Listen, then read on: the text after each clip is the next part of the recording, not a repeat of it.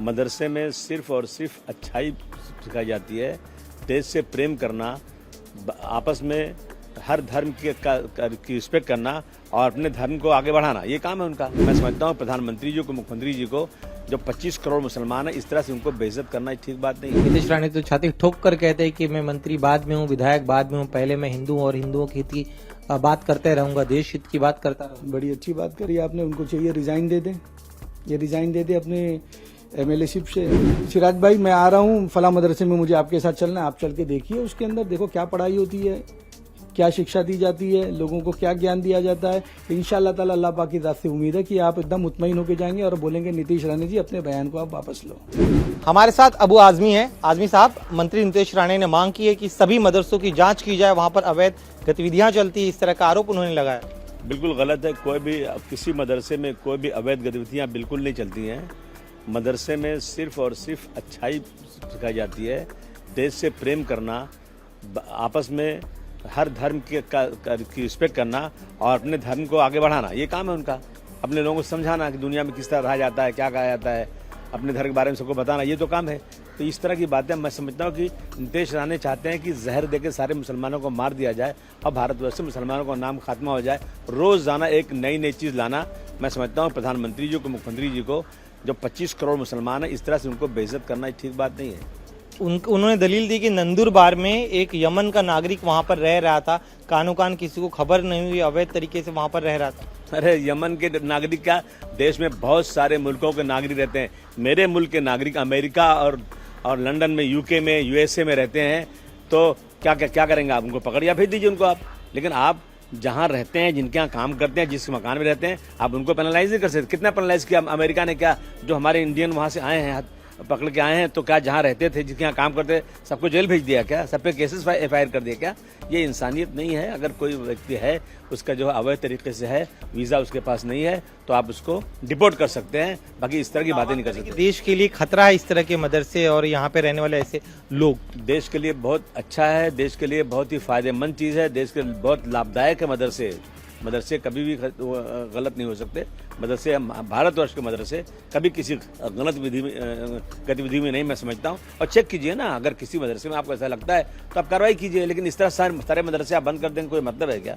मुख्यमंत्री को उन्होंने खत लिखा है, वो इसी उनका काम ही, धंधा ही उनका है। मैं समझता हूँ कि एक एंटी मुस्लिम कोई एक मिनिस्ट्री बना देना चाहिए और जिस तरह से नीतीश राणे रोज करते हैं, उनको उधर रिसर्च करें और मुसलमानों के बारे में गालियां देते रहें, यही काम उनका है। आखिरी सवाल मेरा, चूंकि तमाम मदरसों को लेकर उन्होंने यह मुद्दा उठाया, तो ऐसे में क्या आप, संसद का सत्र चल रहा है, आपकी पार्टी तीसरी सबसे बड़ी पार्टी, क्या ऐसे में अभी इस मुद्दे को उठाएंगे? आप आरोप लगा रहे कि नीतीश राणे जानबूझकर मुसलमानों को टारगेट। ये अब ऐसा है ना कि हाथी चलती कुत्ते भूखते रहते हैं, समझा आपने? ये बाहर हर चीज का जवाब देना कोई जरूरी नहीं है। संविधान के मुताबिक जो चीज चलती है वो चल सकती है। महाराष्ट्र में मदरसे पर महाभारत जारी है। मंत्री नीतीश राणे ने मुख्यमंत्री को खत लिखकर मदरसों की जांच की मांग की है। इस मुद्दे पर बात करने के लिए हमारे साथ मौजूद है मौलाना सिराज खान। सिराज जी, महाराष्ट्र के नंदुरबार में एक मदरसे से 2 यमन के नागरिक अवैध रूप से जो वहां रह रहे थे, वो पकड़े गए हैं। अब यह मुद्दा तूल पकड़ता जा रहा है। नीतीश राणे कहते हैं कि सभी मदरसों की जांच होनी चाहिए। नहीं, इसके अंदर मैं एक ही चीज़ जो जानता हूँ और वो ये है कि कोई भी इंटरनेशनल आदमी जब आता है, वीज़े के प्रोसेस में आता है, वीज़े के सारे मामला गवर्नमेंट ऑफ इंडिया चेक करती है और फिर उसके जो सब डिवीज़न की टीमें हैं, फॉर एग्जांपल सऊदी से कोई आया, यमन से कोई आया, तुर्की से कोई आया, जब इंटरनेशनल आदमी आता है तो वो अपनी रिपोर्टिंग ऊपर से लेके नीचे तक करते हुए आता है। जब ऊपर से लेके नीचे तक रिपोर्टिंग करते हुए आएगा तो ये मदारिस की जिम्मेदारी थी कि जब उसने वहाँ पर एडमिशन लिया, उसको अपने लोकल पुलिस स्टेशन को, अथॉरिटी को ये इन्फॉर्म करना चाहिए था, फला बच्चा ने हमारे यहाँ दाखिला लिया। और दाखिला लेने के बाद में जो आगे का प्रोसेस है वो उसको उस तरीके से करना चाहिए था। और नीतीश राणे जी को ये सब बातें नहीं करनी चाहिए थी। नीतीश राणे जी एक जगह के मिनिस्टर है, महाराष्ट्र गवर्नमेंट के एक जिम्मेदार आदमी है। ट्यूसडे को उनको कैबिनेट होती है, तो कैबिनेट में ये बात लेना चाहिए। कहीं ना कहीं ये हिंदुस्तान के सारे लोगों का माइंड डाइवर्ट करना चाहते हैं कि महाकुंभ के अंदर जो हादसा हुआ है वो हादसा कुछ भी नहीं है, सबसे बड़ा हादसा ये है। अरे नीतीश राणे जी, तुम्हारे भी इलाकों के अंदर बहुत सारे मदारिस चल रहे हैं, सारे मदारिस के लोगों के जो बच्चे वहां से उनके पढ़ते हैं वो बड़े होते हैं। आज कितनी जनरेशन से ये सदियों से चली आ रही, कई सौ साल से मदारिस का निज़ाम कायम है और मदारिस के अंदर गवर्नमेंट की बॉडी से 1 रुपया लिया दिया नहीं जाता। सबसे बड़ा जो पेट में दर्द है वो यही है कि गवर्नमेंट की बिगैर सब्सिडी के ये मदारिस चल रहे हैं। लेकिन देखिए जिस तरह से यमन के 2 नागरिक आकर रहते हैं मदरसे में, ऐसे में क्या मदरसे की कोई जिम्मेदारी नहीं है, वो बैकग्राउंड चेक करे रह रहे हैं, या उनका भी तो कोई ना कोई रिस्पॉन्सिबिलिटी होती है, जो दस्तावेज दिए जा रहे हैं वो सही है गलत है, कुछ वो भी अपनी तरफ से उन्हें भी कुछ क्रॉस वेरिफिकेशन जरूर करना चाहिए। क्रॉस वेरिफिकेशन करना चाहिए था। जब वो बच्चे आए जब वो बच्चों ने एडमिशन लिया था तो लोकल अथॉरिटी को इन्फॉर्म करना चाहिए था। लोकल अथॉरिटी का भी ये जिम्मेदारी होती है कि उनका वीजा कितने दिन का है, ये लोकल अथॉरिटी चेक करता, आके इनको बोलता मदारिस के लोगों को कि भाई इतने दिन के अंदर इनका वीजा खत्म हो रहा है, इन्होंने वीजा एक्सटेंड करा है क्या। तो ये कहीं न कहीं गवर्नमेंट की भी फेलियरिटी है इसमें। लेकिन जिस तरह से नीतीश राणे इस पूरे मुद्दे पर काफी ज्यादा आक्रामक है, उनका कहना है कि देश की सुरक्षा से खिलवाड़ नहीं किया जा सकता, इसलिए सभी की जांच होनी चाहिए।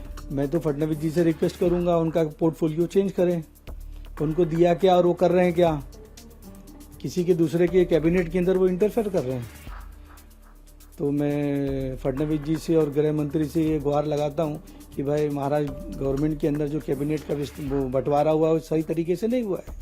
लेकिन नीतीश राणे तो छाती ठोक कर कहते हैं कि मैं मंत्री बाद में हूँ, विधायक बाद में हूँ, पहले मैं हिंदू हूँ और हिंदुओं के हित की बात करते रहूंगा, देश हित की बात करता रहूंगा। बड़ी अच्छी बात करी आपने। उनको चाहिए रिजाइन दे दें, ये रिजाइन दे दें अपने एमएलए-शिप से और अपने क्या नाम है मिनिस्ट्री सब से, और फिर बात करें, फिर बात करते हैं। अगर एक मंत्री इस तरह का मुद्दा उठाता है तो अपने आप में गंभीर हो जाता है। कोई सामान्य नेता है, विधायक नहीं, मंत्री इस तरह का मुद्दा उठा रहा है, सीधे सीधे मुख्यमंत्री को पत्र लिख रहा है। ये सब बातें इस तरीके को दोहराती है कि ये कैसे जीत गए, इनको खुद को समझ में नहीं आ रहा है। तो कहीं ना कहीं ये जो एमएलए जीते हैं और जो एमएलए हारे हैं वो ये सोच रहे हैं यार हम कैसे हार गए, और जो जीते हैं वो ये सोच रहे हैं कि हम कैसे जीत गए, अब उनको हजम नहीं हो रहा है। इसकी वजह से बेतुका और ये नेगेटिव बातें करके लोगों का माइंड डिवीजन कर चाहते हैं। महाविकास आघाड़ी के कई नेता लगातार कह रहे हैं कि मुसलमानों को जानबूझ के टारगेट किया जा रहा है, मदरसा तो बहाना ही नहीं, पोलराइज करना। आप बताइए मुझे, आप चूंकि धर्मगुरु हैं तो आप किस तरह से देखते हैं इन चीजों को? बिल्कुल, जब वोट पोलराइजेशन होता है तब ये सब इसी तरीके की बात करते हैं। अगर ये इस तरीके की बात कर रहे हैं तो लग रहा है कि कॉरपोरेशन का इलेक्शन बहुत करीब है, क्योंकि ये अपने आप को बताना चाह रहा है कि मैं हिंदुत्व हूँ और मेरा सेकुलरिज्म से कोई लेना देना नहीं है।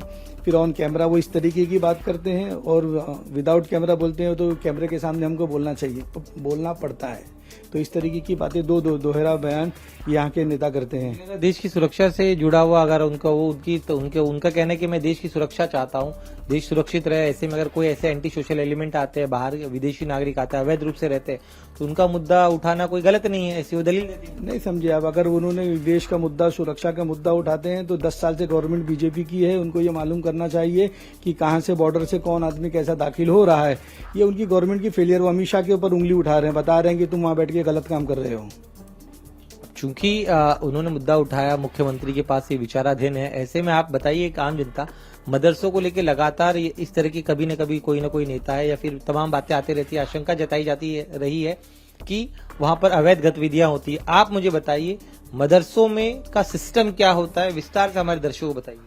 अगर आज थर्सडे है, शबे बारात की रात है, आज बड़ा जागने की रात है, अगर नहीं होता तो मैं आपको लेके मदरसों की विजिट कराता था। देखो मदरसों में कैसी तालीम होती है।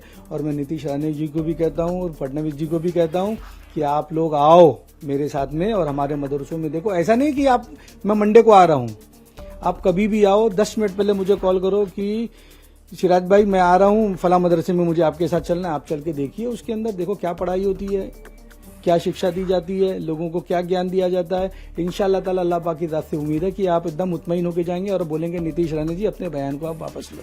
न्योता दे रहे आप उन्हें मदरसा आने का? बिल्कुल, पूरे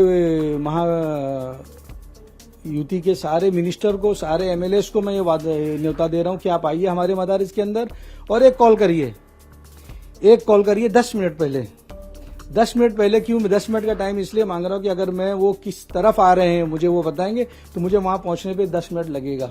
इंशाल्लाह ताला आप वहां पर आइए आप, और बिल्कुल खुले दिल से मैं दावत देता हूँ। यही तो हमारे गंगा जमनी तहजीब है, यही गंगा जमनी तहजीब को पिछले 2014 से खराब करी जा रही है।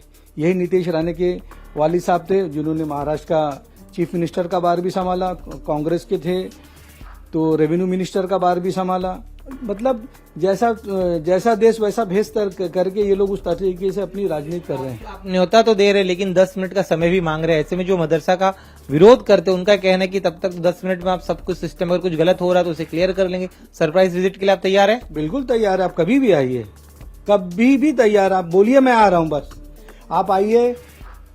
मैं टाइम नहीं लेता हूं, मुझे उस मदारिस के अंदर पहुंचने में 10 मिनट का वक्त लगेगा, वो इसके लिए मैं वो 10 मिनट के लिए टाइम ले रहा हूं। लेकिन नहीं, मौर्या जी ने कहा है कि आप कभी भी आइए, इंशाल्लाह ताला पूरे चीफ मिनिस्टर आइए, हम आपको साथ में लेकर चलेंगे मदारिस के अंदर। अगर जांच होती है तो क्या जांच का आप स्वागत करेंगे? मान लीजिए मुख्यमंत्री का जांच का आदेश देते हैं तो क्या उस जांच के आदेश का स्वागत करेंगे आप? अरे बिल्कुल, जांच करिए ना, सब नल एंड वाइट रहेगा इंशाल्लाह ताला। आसमान पे थूका हुआ मुंह को आता है।